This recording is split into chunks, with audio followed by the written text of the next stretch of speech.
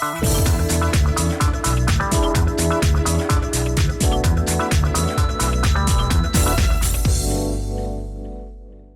going on, guys? Welcome to VOS Red Carpet. My name is Jackson Vunganyi. I want to thank you for joining us today on the show. As always, right here on Red Carpet, we bring you the latest in entertainment news, in sports, in film and television from around the world.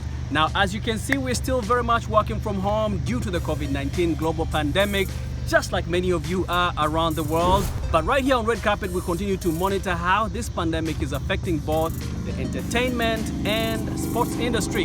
And with that said, let's get on with the show. And let's start the show with British actor Idris Elba, who is working on a new film that is set in Africa. Now, the movie does not have a title yet, but it is described as a spy movie with some romance in it. Elba will not only star in the film, but also produce alongside Simon Kinberg, who has worked on spy-like films, including Mr. and Mrs. Smith. Apple has already picked it up for streaming once it is out, and once it is out, we'll have the trailer for you right here on Red Carpet, so stay tuned. Nigerian superstar Burna Boy has released a new album, and this one is big. It is huge. The African giant has come out big this time. The 15-track project, Twice as Tall, includes collaborations with artists like Stormzy, Naughty by Nature, Martin of Coldplay, Timbaland, Sauti Sol, yes, Sauti Sol from Kenya, and many more. The album was executive produced by Sean Diddy Combs. But there's more. The album's release included an accompanying comic book. Now, Burna does not include the album title on the cover art, explaining on Instagram that it serves as a bridge for mankind to show that we are all different but still very much the same.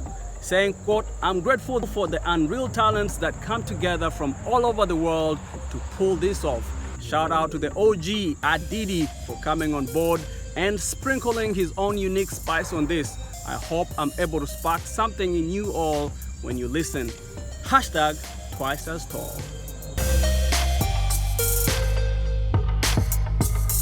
Beyonce's visual album Black is King is gaining global fans and some critics for its portrayal of African culture.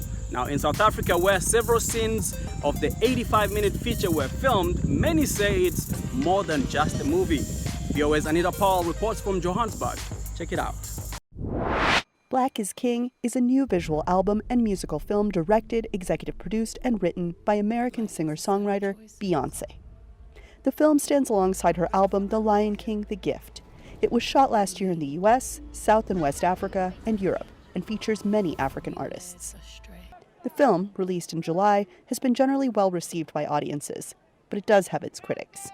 Some say that Beyoncé, who was born in the U.S. city of Houston, in Texas, is guilty of cultural appropriation for using African imagery throughout the work without having any specific cultural roots to the continent. But in South Africa, those involved in the production were thrilled. I'm really, really honored to have become part of the crew that put together this film. And on my side, I really, really like the film. I really love the film. It went into a lot of things that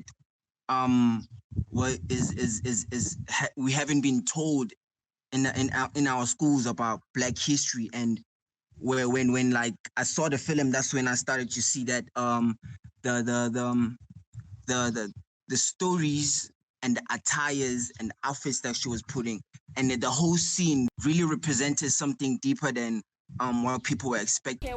While the film is not widely available on the continent, South Africa's largest cable provider made it available to premium subscribers. Beyoncé fan Nkosi Motsoane says African diaspora, including Black Americans, have the right to reference what some see as African culture. The founder of a project to tell queer narratives, Motsoane says he mostly loved the film. Like, there are areas where I felt like Black is King could have been improved. For example, as a queer person, I would have loved to see more. I know she worked with a lot of queer people, but I would have liked to see that representation on camera. Beyoncé's picture of Black culture and power comes as U.S. Democrat Senator Kamala Harris became the first Black woman vice presidential pick. Black women have always been on the lowest sort of like strata of social hierarchy. And to have them occupy these really key, critical profoundly influential platforms is really it's heartening and it's encouraging. Student filmmaker Matebula says Beyonce's film inspired him to work on his own project, to tell more African stories. On one thing, her African supporters agree. If Black is king, Beyonce is the queen.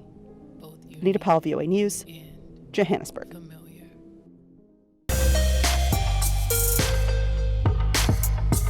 Now, Oumou Sangaré is one of the artists featured on Black is King. The Malian music icon is celebrated much for her music as her work helping young people in the industry. Now, she was here in Washington and sat down with our red carpet colleague, RM show host Roger Muntu. Check out their conversation.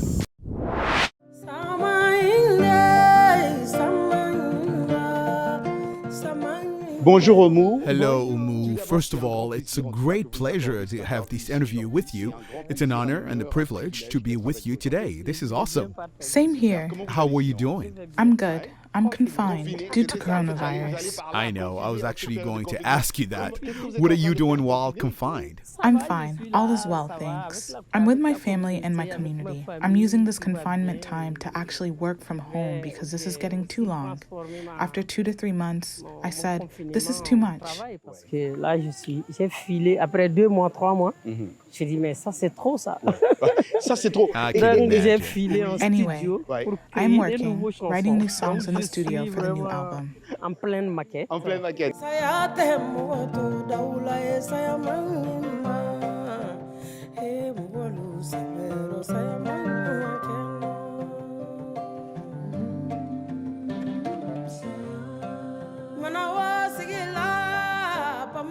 Vous êtes en train de... You are an international superstar, a businesswoman, you are a car dealer, you are in the hotel business, you know, all those things.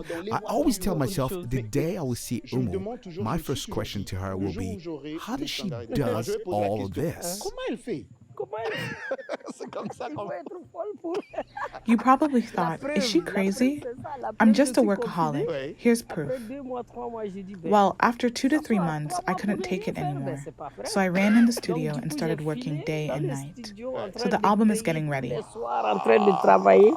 Donc presque la maquette du nouvel album est prête. Okay, because I'm your big fan and I'm impatient. I have heard that Oumou writes her own songs, and I do have so much respect for artists who do so.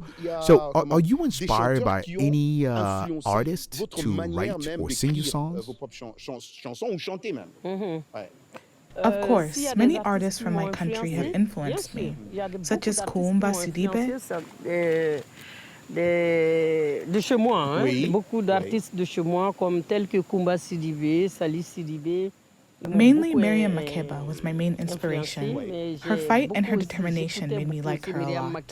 Parce que je l'aimais beaucoup son courage et sa détermination. Donc c'est une femme artiste que j'ai beaucoup admirée. You know what? One of my favorite songs by you is Samanyi. Would you please sing for me that song? Samanyi, Samanyi, Samanyi, mo valu Samanyi sa, Samanyi, Samanyi, Samanyi, demisani Samanyi ma. Mogolu severo Samanyi manke. Bravo. Well done, Oumou. Well done. Bravo, bravo. Merci beaucoup. Thank you so much, Oumou. Thank you very much. And let's continue with more women in music as 2 of the biggest female rappers come together and make history. That's right, Cardi B and Megan Thee Stallion's hit WAP is the first female rap collaboration to ever debut at #1 on Billboard 100 chart. Both rappers took to Instagram to share the excitement.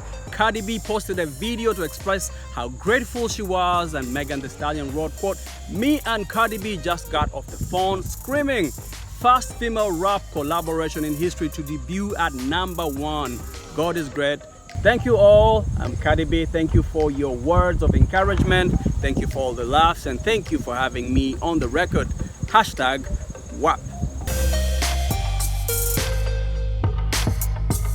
In Kenya, the name James Maina Mwangi stands out as the 59-year-old fashionista's brightly colored suits and hats draw gazes even on the busy streets of Nairobi's Umoja neighborhood.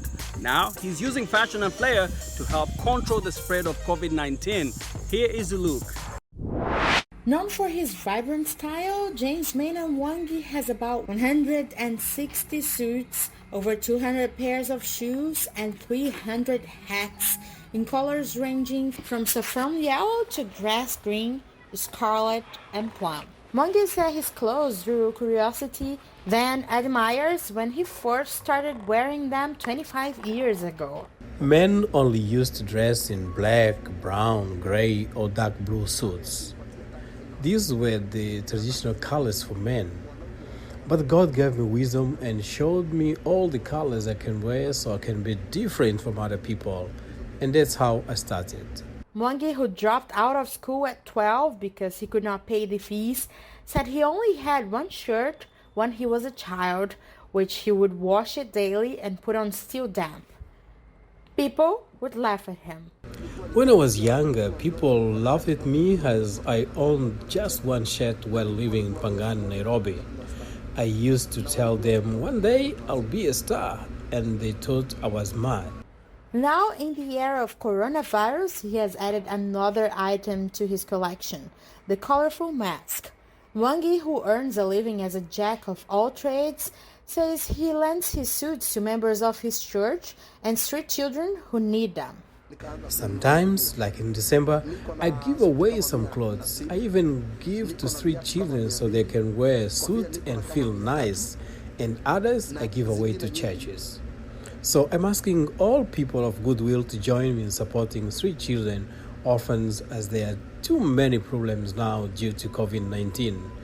Money is scarce in the country. But when it comes to his style, Mwangi says there's no one like him. There's no one yet who can dress like me. I believe in Africa and the world. I'm the best. I'm the best dressed.